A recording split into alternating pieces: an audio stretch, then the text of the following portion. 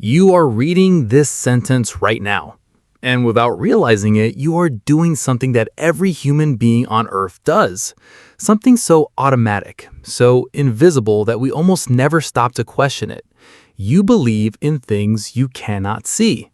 Maybe it's a god, maybe it's the universe, maybe it's something you'd hesitate to name out loud.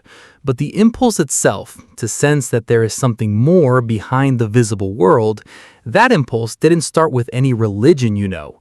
It didn't start with any scripture, any prophet, any church. It started hundreds of thousands of years ago, in the dark, in a cave, with a dead body and a handful of red powder. And what happened next is one of the strangest, most quietly profound stories in all of human history. Let's begin with something most people don't expect. We are not the only species that reacts to death. Elephants have been observed returning to the bones of their dead, touching them slowly with their trunks, standing still for long periods of time. Chimpanzees have been documented carrying their deceased infants for days, sometimes weeks, refusing to let go. Crows hold what researchers call funeral gatherings, circling silently around the fallen member of their group. But here is the difference. None of them bury their dead. None of them place objects beside the body. None of them paint the corpse with color and arrange it in a position that mirrors sleep. That is a uniquely human act, and it is one of the earliest things we did. As early as 300,000 years ago, there is evidence suggesting that Neanderthals buried their dead, though what exactly they believed while doing it, we cannot say for certain. The first undisputed burials, approximately 150,000 years ago, were performed by Neanderthals. These were not random deposits, these were intentional. Bodies were placed in specific positions, sometimes exogenous materials like rare or unusual rocks, carnivore teeth, or even flowers were deposited in these burials. Think about that for a moment. Someone, maybe 150,000 years ago, before writing, before cities, before anything we would recognize as civilization, walked into a cave, dug into the earth, placed a dead person inside, and then put flowers beside them. Flowers that would wither, flowers that served no practical purpose, flowers that were a gift to someone who could no longer receive it. That is not the behavior of an animal reacting to death. That is the behavior of a species beginning to wonder about it. But what were they wondering? Here is where scientists run into the same wall they always hit with ancient humans. The mind leaves no fossil. You can excavate a burial site and find bones and pigment and grave goods, but you cannot excavate a belief. You cannot carbon date a prayer. You cannot hold an ancient person's fear of the dark in your hands and examine it under a microscope. So archaeologists do the next best thing. They read the objects. They ask, what does this behavior imply about the mind that produced it?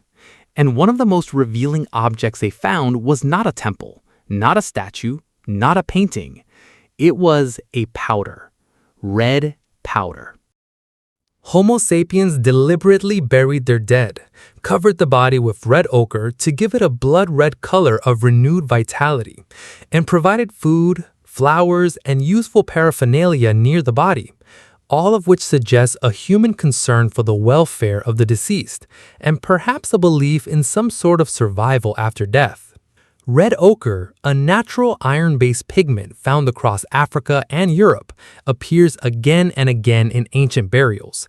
The earliest undisputed human burial discovered so far dates back 100,000 years. Human skeletal remains stained with red ochre were discovered in the School Cave at Kafse, Israel. Why red? Red is the color of blood, the color of life. To paint a dead person red, to give their still body the color of the living, is to make a statement. It is to say, this is not the end. This person is going somewhere. They will need to look alive when they arrive. That is not a ritual born from practicality. That is theology, the oldest theology on earth. But burial alone, as profound as it is, doesn't tell us what ancient humans believed. It only tells us that they believed something. For the first clear image of that something, we have to travel to Germany, to a cave called Hohenstein-Stadel, and to a small ivory figure discovered in 1939, buried in fragments in the dirt, that took decades to fully piece together. The Lion Man of Hohenstein-Stadel is considered one of the oldest known examples of anthropomorphic art in the world. Dating back approximately 40,000 years, the sculpture is carved from mammoth ivory and depicts a figure with a human body and the head of a cave lion. The British Museum calls it the oldest known evidence of religious belief in the world. Stand in front of that object, even in a photograph, and let it sink in. Someone 40,000 years ago imagined a creature that did not exist, half human, half lion, and then spent weeks, possibly months, carving it from ivory, using only stone tools. This was a lot of time for a small community living in difficult conditions to invest in a sculpture that was useless for their physical survival.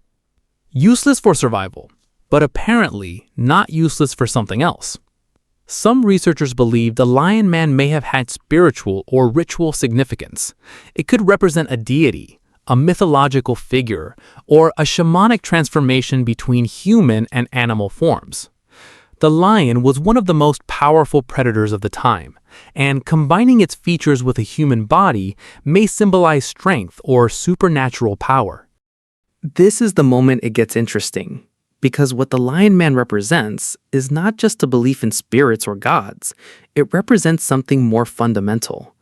It represents the ability to imagine other kinds of beings that are not fully human, not fully animal, something in between, something beyond.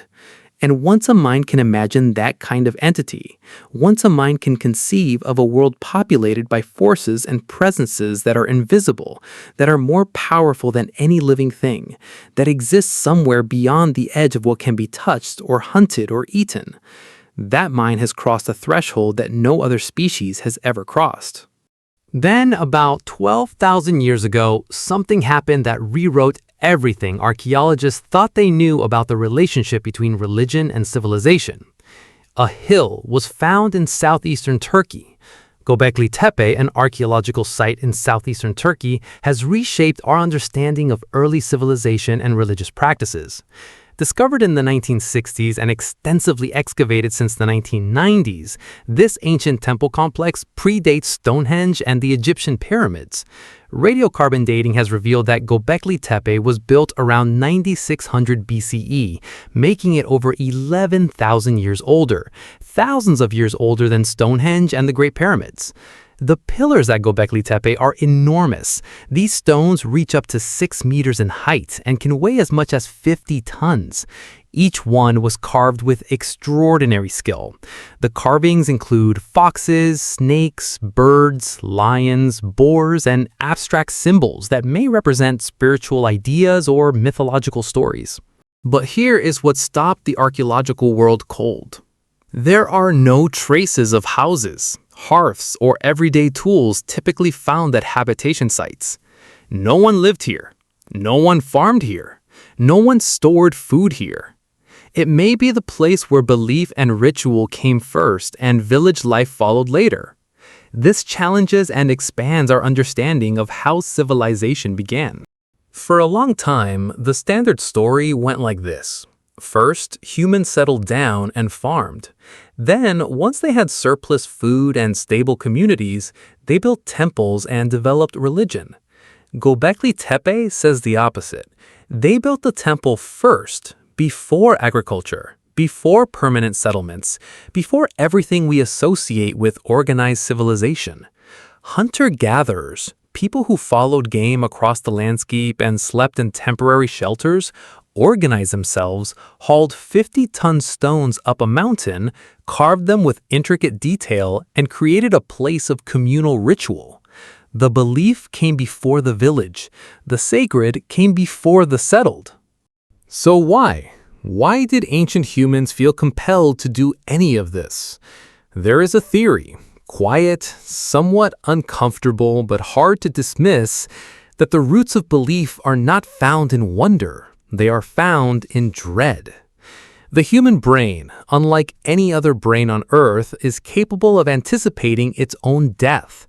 A deer does not lie awake at night thinking about mortality. A wolf does not watch a sunset and feel the weight of its own impermanence. But a human does. Our capacity for foresight, the same capacity that let our ancestors plan hunts and plant crops, also means we know, at some level, that we are going to die, that everyone we love is going to die, that everything ends. That knowledge is psychologically unbearable, and it demands an answer. We know very little about how early Homo sapiens dealt with the disturbing emotional void caused by untimely death, or other kinds of trauma originating from uncontrollable or unknown sources. The human brain is programmed to use reason to process what is seen and experienced, to be able to comprehend situations and react to them in ways that are optimal for self-preservation. While we turn to science today to understand the world that surrounds us, our ancestors were left to wonder. And wondering, it turns out, is where gods come from. There's something else that the archaeological evidence keeps pointing toward. Something that gets less attention than the grand temples and the mysterious figurines. Belief in its earliest forms was not a private affair. It was social. It was communal. It was something people did together. Burial reflects a strong group identity. The care shown to the dead, whether through floral arrangements, artifact placement, or careful body positioning, indicates that bonds extended beyond life.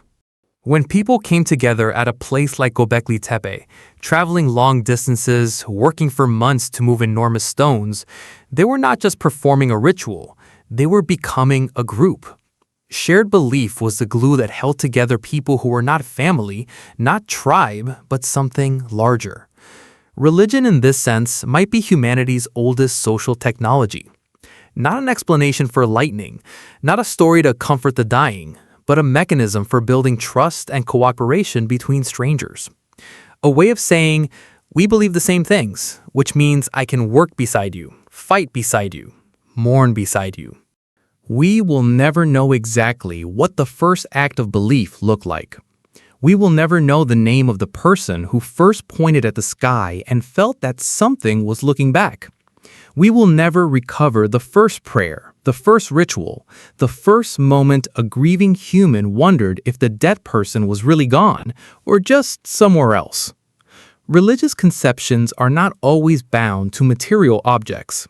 Since no identifiable religious objects have been found from the earliest periods, it is not possible to simply infer that earliest humans had no religion at all. The silence of the past does not mean emptiness. It means we're looking at a story that is older than any tool we have to read it. But here's what the evidence, carefully assembled across a century of archaeology and paleoanthropology, does tell us. Long before the first written word, long before the first city, long before any organized religion you've heard of, before Islam, before Christianity, before Hinduism, before any of the named traditions that shape our world today, something was already there. A red handprint pressed against a cave wall, a body lowered gently into the earth, a flower placed beside the dead, a lion-headed figure carved through weeks of labor that served no practical purpose whatsoever. These are not the acts of a species simply trying to survive. These are the acts of a species that looked at the world and felt, somehow, that there was more to it than what could be seen, touched, or explained. That feeling, wherever it came from, whatever evolutionary pressure or cognitive leap or sleepless night produced it, that feeling never went away. It built temples, it wrote scriptures, it started wars and ended them. It gave comfort to billions of people across thousands of years in every corner of the planet. And right now, whether you consider yourself religious or not, spiritual or not, a believer in anything or not, that same ancient impulse is still somewhere inside you. Still asking the same question it has always asked. Is there something more? We have been asking that question for at least 150,000 years. And somehow, in ways that even science cannot fully explain, we never stopped.